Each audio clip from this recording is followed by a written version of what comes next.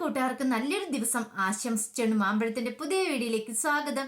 നമുക്ക് നേരെ ഗീതുവിന്റെ ഗോവിന്ദന്റെ ഇന്നത്തെ നല്ലൊരു വിശേഷം കണ്ടാലോ. ഇന്നത്തെ വിശേഷത്തിൽ കാണുന്ന സുവർണയും വരുണും ചേർന്ന് രാധികാമ്മനെ ഫോൺ ചെയ്യുവാണ്. വരുൺ വിളിച്ചിട്ട് പറഞ്ഞു, അതെ അമ്മേ, ഗോവിന്ദേട്ടൻ ഗീതുവും ചെമ്പകശ്ശേരി ചെന്നിട്ടുണ്ടായിരുന്നു പറയാ. എന്നിട്ടെന്താ? പെട്ടെന്ന് തന്നെ സുവർണ ഫോൺ വാങ്ങുവാണ്.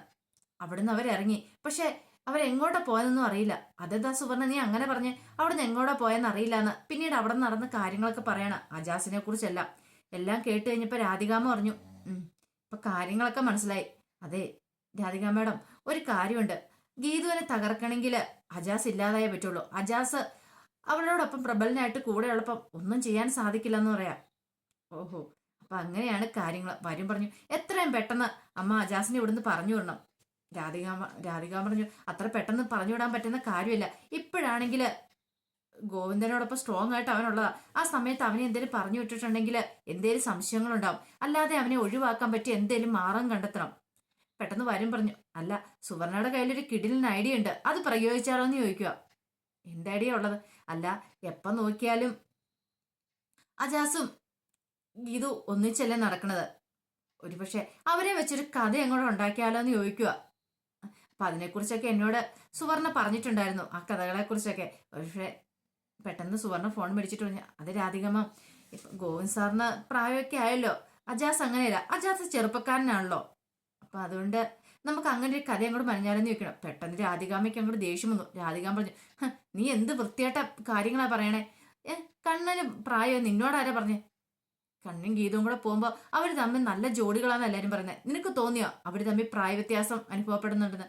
അല്ല മാ, അത് ഒരക്ഷരം മിണ്ടിപ്പോയേക്കരുത്. നിനക്ക് ഈ അവിഹിതമല്ലാതെ വേറൊരു കഥ ഉണ്ടാക്കാനില്ലേ? പറഞ്ഞിട്ട് കാര്യമില്ല, അങ്ങനെയാണല്ലോ നിന്റെ സഹവാസം.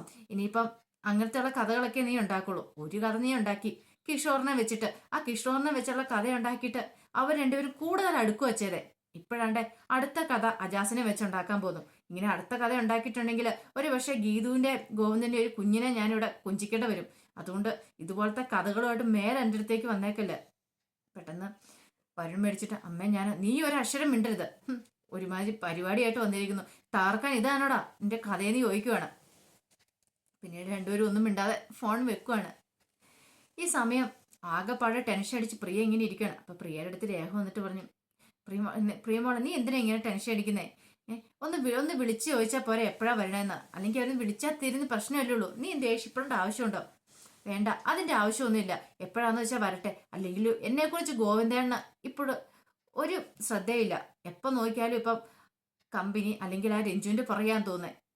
ഈ സമയം കാഞ്ചനോട്, ശരിയാ, എപ്പൊ നോക്കിയാലും രഞ്ജുവിന്റെ പറയുക. അല്ലെങ്കിൽ ഇത്ര സമയം ഓഫീസ് കഴിഞ്ഞിട്ട് ഇത്ര സമയം രണ്ടുപേരും ഇങ്ങോട്ട് വന്നിട്ടില്ലോ. അല്ലെങ്കിൽ മോൾ ഇവിടെ വന്നിട്ടുണ്ടെന്ന് പറഞ്ഞപ്പോ ഒന്ന് വിളിച്ചു ചോദിക്കും ഇങ്ങനെ ചെയ്യണ്ടേ? എങ്ങനെയാ ഇന്ന് പോവാ എന്താന്ന് അതുപോലും ചോദിച്ചിട്ടില്ലോ എന്ന് കാഞ്ചന എരിപൊരി കയറ്റി കൊടുക്കണം. അതേ കാഞ്ചന, ഒരു കാര്യം ഞാൻ പറഞ്ഞേക്കാം, എഴുതിയിൽ എണ്ണ ഒഴിക്കാൻ നീ വരില്ലെന്ന് രേഖ കാഞ്ചനോട് പറയാം. ഓ, ഞാൻ ഇനിയിപ്പോ ഒന്നും പറയുന്നില്ല, ഞാൻ ഇനി എന്ത് പറയാനാന്ന് ചോദിക്കുക. ഈ സമയത്ത് രാധികാമ്മ ഒരു തീരുമാനം എടുത്തു. ഒരു കാരണവശാലും ഗീതവും ഗോതം തമ്മിൽ ഇനി അടുക്കരുത്. അവരെ തകർക്കാൻ വേണ്ടി എന്ത് മാർഗവും സ്വീകരിക്കണം, അല്ലെങ്കിൽ തനിക്കത് അപകടമാണ്. ഏറ്റവും നല്ല മാർഗം പ്രിയയാണ്. പ്രിയേനെ വെച്ച് തന്നെ ഒരു കളി അങ്ങോട്ട് കളിക്കാം. അങ്ങനെ രണ്ടും കൽപ്പിച്ച് രാധികാമ്മ താഴേക്ക് ഇറങ്ങി വരുന്ന സമയത്താണ് പ്രിയ ടെൻഷൻ അടിച്ച് ഇങ്ങനെ ഇരിക്കുന്നുണ്ട്. എന്ത് പറ്റിയെന്ന് ചോദിക്കാണ്. അല്ല, പ്രിയയ്ക്കാണെങ്കിൽ വല്ലാത്ത ടെൻഷൻ. ഗോവിന്ദേട്ടൻ വിളിക്കുന്നില്ലെന്നും പറഞ്ഞിട്ട് ഞാൻ അവളെ ആശ്വസിപ്പിച്ചോണ്ടിരിക്കുക. ഒന്ന് ഓർത്തു നോക്കിയാമേ, ഞാൻ വന്നിട്ട് അല്ലെങ്കിൽ എന്നാന്ന് പോലും ഗോവിന്ദേട്ടനൊന്ന് വിളിച്ചു ചോദിച്ചിട്ടില്ല. ഇത്രയും ദിവസമായി എന്നെ പ്രസവത്തിന് പോലും ഒന്ന് കൂട്ടിക്കൊണ്ട് വന്നിട്ടില്ല. എന്റെ കാര്യത്തിൽ ഒരു ശ്രദ്ധയില്ലാത്തോണ്ടല്ലേ അങ്ങനെയല്ല. ഓ, അവനിപ്പം നീ ആയിരിക്കുമല്ലോ മുഖ്യം, വേറെ പലരും ആയിരിക്കും മോളെ, അതുകൊണ്ടാ ഇങ്ങനെ. ശരിക്കും ഒരു എരിവരി കയറ്റി കൊടുക്കുകയാണ് പ്രിയയുടെ മനസ്സിലേക്ക്. പെട്ടെന്ന് പ്രിയ പറഞ്ഞു, എന്നാലും ഗോവിന്ദാണ് ഇത്ര മാറ്റം ഞാൻ ഒരിക്കലും പ്രതീക്ഷിച്ചല്ല. ഇനി ഒരു നിമിഷം പോലും ഞാൻ ഇവിടെ നിൽക്കത്തില്ല, ഞാൻ പോകുവാന്ന് പറയാം. പെട്ടെന്ന് രേഖ പറഞ്ഞു, അയ്യോ നീ എന്താ മോളെ പറയണേ? കുറച്ചുകൂടെ വെയിറ്റ് ചെയ്യുക, അവരിപ്പോൾ തന്നെ വരും. അല്ലെങ്കിൽ ഒരു കാര്യം ചെയ്യുക, ഒന്ന് ഫോൺ വിളിച്ചു ചോദിക്കുക. വേണ്ട, ഫോൺ വിളിച്ചൊന്നും ചോദിക്കുന്നില്ല. ഓ, നിനക്ക് നിന്റെ ഈഗോ സമ്മതിക്കുന്നില്ലേ? ഒന്ന് ഫോൺ വിളിച്ചു ചോദിച്ചാൽ എന്താ കുഴപ്പം? അവർക്ക് വല്ല തിരക്കായിട്ടായിരിക്കുമല്ലോ, അതുകൊണ്ടാണെങ്കിലോ ഇനി അവർ വരാത്തെ, അത് പറയാൻ പറ്റില്ല. അതുകൊണ്ട് ഒന്ന് ഫോൺ വിളിച്ചു ചോദിക്കുക. വിനോദേ, നീ വരുന്നുണ്ടോ? ഞാൻ പോവാന്നും പറഞ്ഞ് അങ്ങോട്ട് ഇറങ്ങുവാണ്. പെട്ടെന്ന് രാധികാമ്മ വന്നിട്ട് പറഞ്ഞു, മോളെ നീ പോവരുത്. എന്തായാലും പരിഹാരം ഉണ്ടാക്കാം. ഇപ്പൊ തന്നെ വരുമായിരിക്കും. പോയിട്ടുണ്ടെങ്കിൽ ആദ്യം നമ്മുടെ കാര്യങ്ങളൊക്കെ നടക്കില്ലെന്നറിയാം.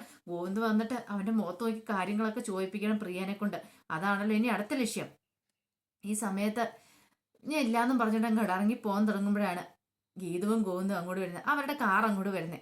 അങ്ങനെ അവർ രണ്ടുപേരും കൂടെ കയറി വരുമ്പോഴത്തേനും ദേഷ്യപ്പെട്ട് പ്രിയ അങ്ങോട്ട് ഇറങ്ങി പോകാൻ തുടങ്ങുന്ന കാണുന്നത്. എന്ത് പറ്റി പ്രിയമോളെ, നിന്റെ മുഖം എന്താ വല്ലാതിരിക്കണേ? ദേ ഗോവിന്ദൻ എന്നോട് മിണ്ടണ്ടെന്ന് പറയാ.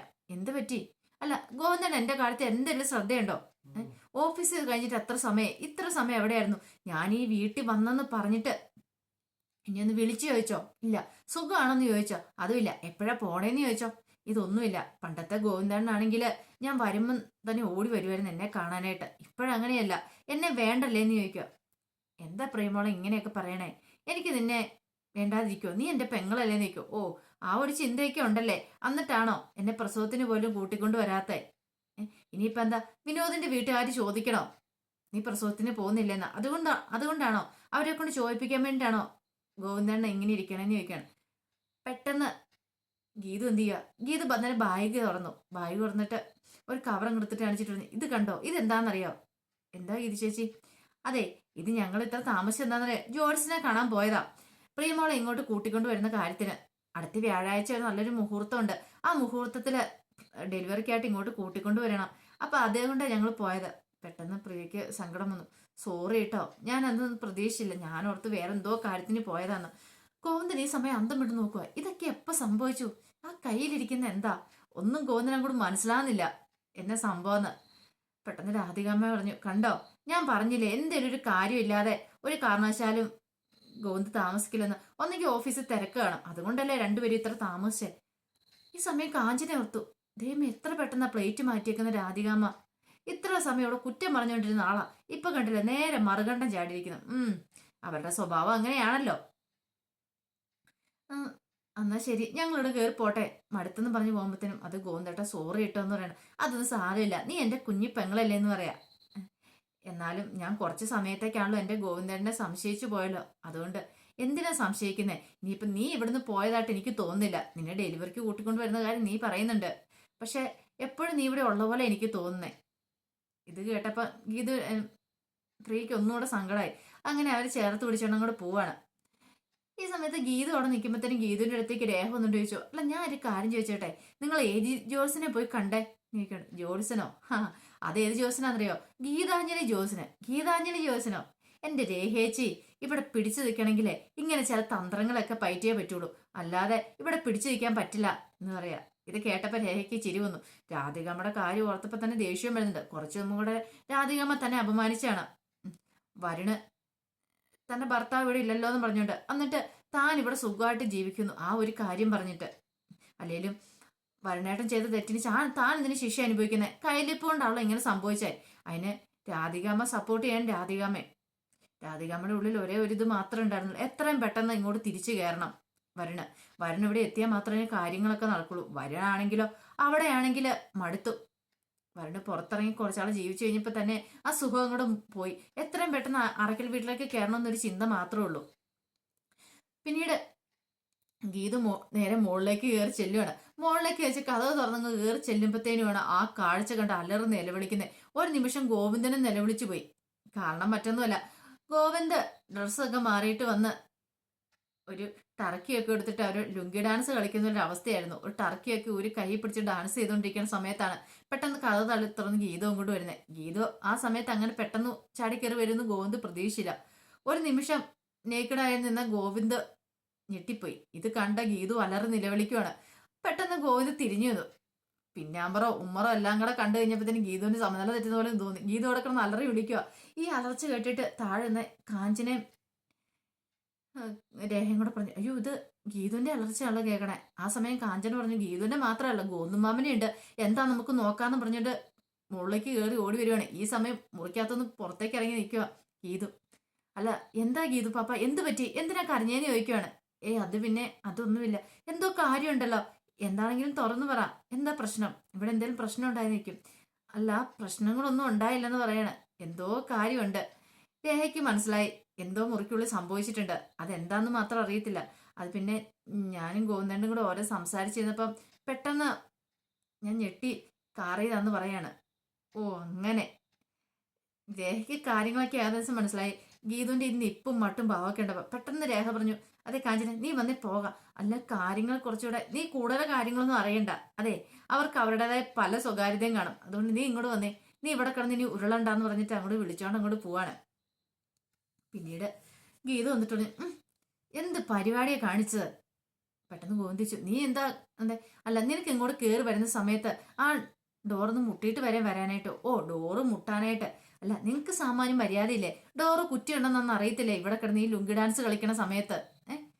എന്റെ പൊന്നോ, ഇനിയിപ്പൊ എന്റെ കുറ്റം മോനെ എന്റെ തലയിലേക്ക് ചാർത്ത്. രണ്ടുപേരുടെ ഭയങ്കര ചമ്പല, മുഖത്തോട് മുഖം നോക്കാൻ പോലും പറ്റുന്നില്ല. അതേപോലെ ഒരു ചമ്മിയ അവസ്ഥയില രണ്ടുപേരും നിൽക്കുന്നേ.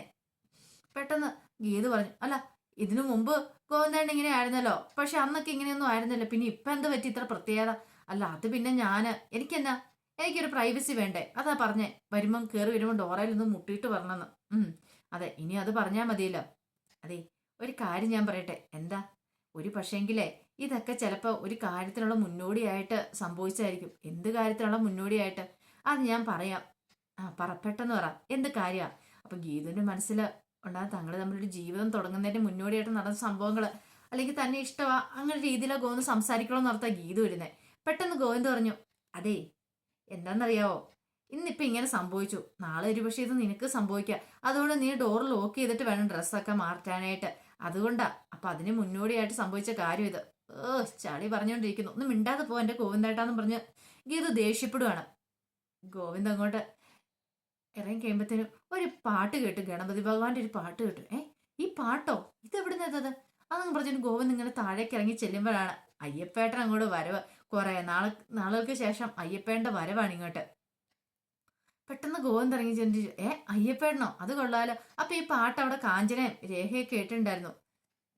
അവര് ഓർത്ത്, ഇതാരാ ഇപ്പൊ ഈ പാട്ട് പാടിക്കൊണ്ട് വരുന്നേ? പെട്ടെന്ന് താഴേക്ക് ഇറങ്ങി ചെല്ലുവാണ്. ആ സമയത്ത് അയ്യപ്പേട്ടന്റെ വരവാ കാണുന്നേ. ഗോവിന്ദ് പറഞ്ഞു, ആഹാ, ഓടി ചുറ്റി വന്നല്ലോ, കൊള്ളാല. ഇത്രയും നാളത് എവിടെയായിരുന്നു ചോദിക്കുകയാണ്. അതെ, ഞാൻ ഇങ്ങനെ ലോകം മൊത്തം ചുറ്റാൻ പോയതല്ലായിരുന്നോ? അറിയാലോ, ഞാൻ ഇങ്ങനെ ഇടയ്ക്കിടയ്ക്ക് ഇങ്ങനെ ഒരു സഞ്ചാരം ഉള്ളതാന്ന്. ഓഹോ, വന്നില്ലേ എന്ന് കാഞ്ചന പറയാണ്. എന്റെ ദൈവമേ, എനിക്കുള്ള പാര വന്നു. ഇനി എപ്പോഴും എനിക്കിട്ട് പാര പണിതുകൊണ്ടേയിരിക്കും എന്ന് കാഞ്ചന പറയണ. രേഖയ്ക്ക് ഭയങ്കര സന്തോഷമായി അയ്യപ്പേണ്ട ഈ വരവ്. പെട്ടെന്നാണ് ഗീതു അങ്ങോട്ട് ഓടി ഇറങ്ങി വരുന്നത്. അല്ല, ഇവിടെ എന്താ ഒരു പാട്ട് കഴിഞ്ഞു ചോദിച്ചാൽ, ദേ പാട്ടിന്റെ ആള് ദേ നിക്കണേന്ന് പറയാ. അങ്ങനെ നോക്കിക്കഴിയുമ്പോ അയ്യപ്പേട്ടൻ. ആഹാ, അയ്യപ്പേട്ടനോ? കൊള്ളാലോ. അയ്യപ്പേട്ടന്റെ താടി ഇല്ലാതെ കാണാന് വേറെ വെറൈറ്റി ലുക്കാട്ടോ. അയ്യപ്പേട്ടന്റെ താടിയൊക്കെ മാറ്റി ക്ലീൻ ഷേവ് ആക്കിയിട്ടുണ്ട്. വന്നിട്ട് പിന്നെ വയറയിലൊക്കെ ഒന്ന് പിടിച്ചു നോക്കുക. കൊടവയറിനൊരു കുറവുമില്ല, അതുപോലെ തന്നെ. പെട്ടെന്ന് ഗീതു അയ്യപ്പേട്ടനെ കെട്ടിപ്പിടിക്കാൻ നോക്കിയപ്പോഴത്തേനും ഗോവിന്ദ് ഗീതു എന്ന് വിളിച്ചു. ഗീതു അങ്ങോട്ട് മാറി. ഈ സമയത്ത് രാധികാമ്മ ഇങ്ങോട്ട് ഇറങ്ങി വരുന്നു. ഇയാളും കൂടെ വന്നോ? ഇയാളുടെ ഒരു കുറവും കൂടെ ഈ വീട്ടിലുണ്ടായിരുന്നുള്ളൂ. ഇപ്പൊ എല്ലാം പൂർത്തിയായി. പക്ഷെ അത് പുറത്ത് കാണിക്കാൻ പറ്റത്തില്ലോ. രാധികാമ്മ വന്നിട്ട് ചോദിച്ചു, അല്ല, വനവാസമൊക്കെ അവസാനിച്ച് പുറത്തിറങ്ങിയേക്കുവാണോന്ന് ചോദിക്കുക. അത് പിന്നെ അങ്ങനെയല്ലേ രാധികാമ്മ. രാധികാമ്മയ്ക്ക് അറിയാലോ, ഞാൻ 1-2 വർഷം കൂടുമ്പോ ഇതുപോലെ 2-3 മാസം ഒരു പോക്കില്ലേ, ആ പോക്ക് കഴിഞ്ഞിട്ട് വന്ന ഈ തവണത്തെ പോക്ക് എന്തിനു വേണ്ടിയായിട്ടാണെന്നറിയാവോ? അതെ, ഇവിടെ ഒരു കുഞ്ഞിക്കാല് കാണാൻ വേണ്ടിയിട്ടാ. പെട്ടെന്ന് രാധികാമ്മയിൽ ഒരു ഞെട്ടലുണ്ടായി. ഗീതവും ഗോവിന്ദും പരസ്പരം നോക്കുവാണ്. കുഞ്ഞിക്കാല് കാണാൻ വേണ്ടിയിട്ടോന്ന് ഗോവിന്ദ് ചോദിച്ചു. അതെ, ഇവിടെ ഒരു കുഞ്ഞിക്കാല്, ഈ വീട്ടിൽ കുഞ്ഞിക്കാല് വരണം, അതിനു വേണ്ടിട്ടാ. അത് കുഞ്ഞിക്കാലോട് ഉടനെ തന്നെ വരുമല്ലോ എന്ന് പറയാണ്. പെട്ടെന്ന് അയ്യപ്പേട്ടൻ ഞെട്ടി, കുഞ്ഞിക്കാൽ ഉടനെ വരുവോ? അപ്പൊ ഗീതുവിന് വിശേഷം ഉണ്ടെന്നൊരു ചിന്ത ഗോവിന്ദന് അയ്യപ്പേട്ടന്റെ മനസ്സിലേക്ക് ഉണ്ടാവുക. അപ്പൊ അതിന്റെ വിശേഷങ്ങളൊക്കെ ഇന്ന് കണ്ടേ. ഇനി നമ്മൾ നല്ല അടിപൊളി വിശേഷങ്ങളൊക്കെ ആയിരിക്കും. അയ്യപ്പേട്ടൻ വന്നിട്ടുണ്ടെങ്കിൽ ഇനി ബഹുവിശേഷമൊക്കെ ആയിരിക്കും കാണാൻ പോകുന്നത്. ആ വിശേഷങ്ങൾക്കായി നമുക്ക് എല്ലാവർക്കും കാത്തിരിക്കാം കേട്ടോ. ആദ്യമായിട്ട് കാണുന്നവരാണെങ്കിൽ ചാനൽ ഇഷ്ടപ്പെട്ട ഒന്ന് സബ്സ്ക്രൈബ് ചെയ്യാൻ മറക്കരുതേ. അതോടൊപ്പം തന്നെ കണ്ടുകൊണ്ടിരിക്കുന്ന എല്ലാവരുടെ സപ്പോർട്ടിലായിരിക്കും തുടർന്നും പ്രതീക്ഷയുണ്ട്. എല്ലാവർക്കും ഒരിക്കൽ കൂടി നല്ലൊരു ദിവസം ആശംസിച്ചുകൊണ്ട് നിർത്തുന്നു. നന്ദി.